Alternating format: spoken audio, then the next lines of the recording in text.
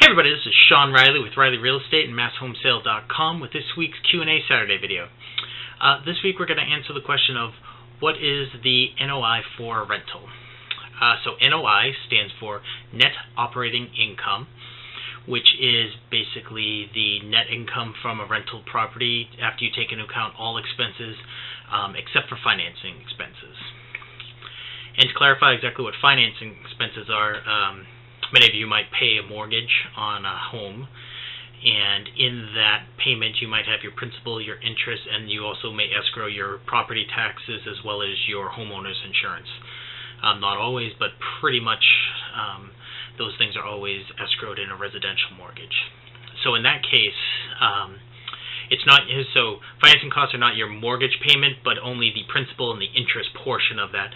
Taxes and insurance are part of the NOI calculation. Excuse me. So to find your NOI is you basically take your gross rental income, which is basically your rents, less your vacancy and credit losses. Credit losses being basically when you have an occupied unit and they're not paying rent. So essentially vacancy, except there's somebody actually in the apartment or house or whatever. So to figure that out, so you take that number, your income, and you subtract all of those non-financing expenses, so your taxes, your homeowner's insurance, any kind of repairs, maintenance, if there's management involved, any other kind of fees, any utilities you have to pay, garbage fees you might have to pay if you take care of landscaping and snow removal, all those things. Anything, basically any expense that you have regarding the rental other than the principal and interest portions of a mortgage payment go into that. So after you find the income and you subtract all those expenses, that's your net operating income. So why does anybody care about that number? First off, if you have a commercial rental, which is defined for financing purposes, any residential apartment building type place that has 5 or more units. So not all that big, but bigger than your typical person who rents out their house when they move or has a duplex or something like that. But any residential apartment building with 5 or more units, any commercial thing, so office space, warehouses, any of that kind of stuff is always going to be called commercial, and any kind of mixed-use thing. So if you have one of those deals where you have a restaurant on the bottom and apartments above it, even if it's less than 5 units, there's only one apartment, it's still going to be considered a mixed-use commercial. And they're going to use the NOI. So they use the NOI to determine the value of the property. So for houses and small multifamilies like duplexes, 3 and 4 unit type places, they use what people are more familiar with, which is the property appraisal using sale comps. So that's the, you live in make it simple, you live in a subdivision where, all the houses were built at the same time, basically the same size and style and all that kind of stuff.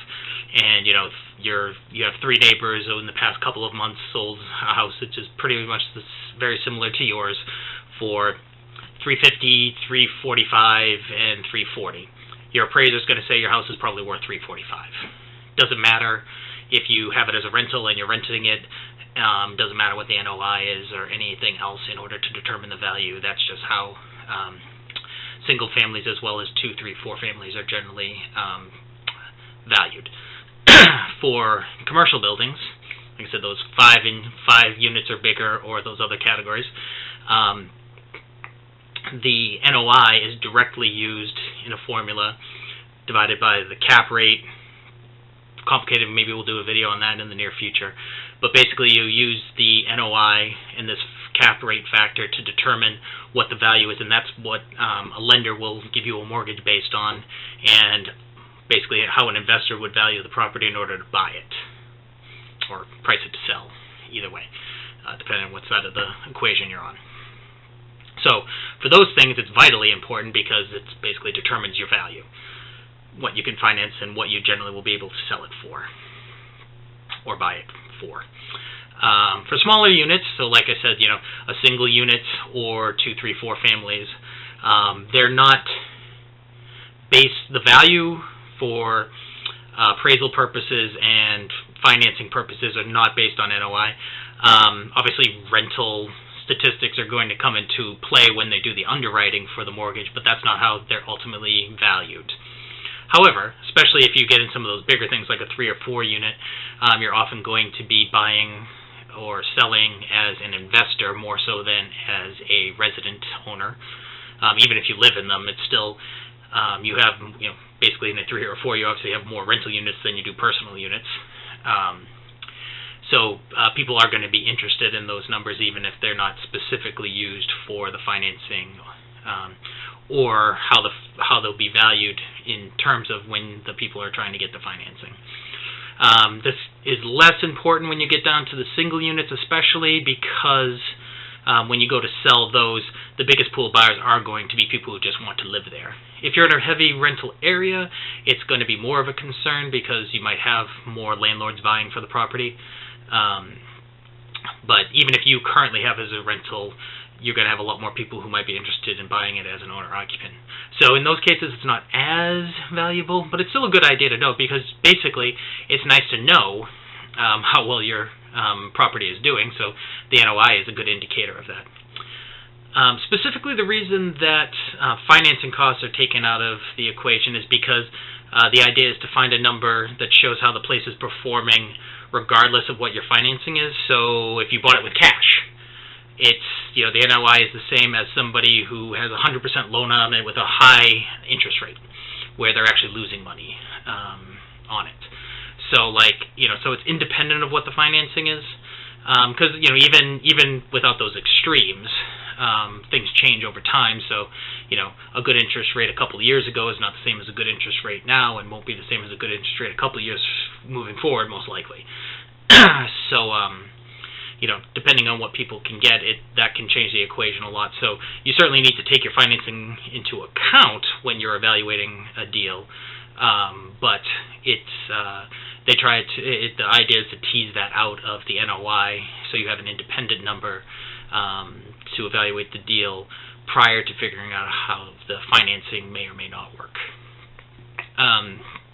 So that's it in a nutshell. Like I said, so NOI, your net income less all of your expenses, your gross income less all of your non-financing expenses, financing expenses being principal and interest, that's your NOI. Very important for commercial-sized properties, as that's directly how they're evaluated for value. Less important for residential sized properties, which is 1 to 4 units. But especially in your 3 and 4 units, people will be interested in those numbers, so it's still good to know them and make sure that they work pretty good when you do your evaluations. Again, if you have any questions, leave them below. And as always, if you have questions you'd like to see in a future video, you can leave a comment below, fill out a form on the website, post something to our Facebook page, our Twitter account, or send an email to info@masshomesale.com. And hope you guys all have a good week, and I'll see you next Saturday. Thanks. Bye.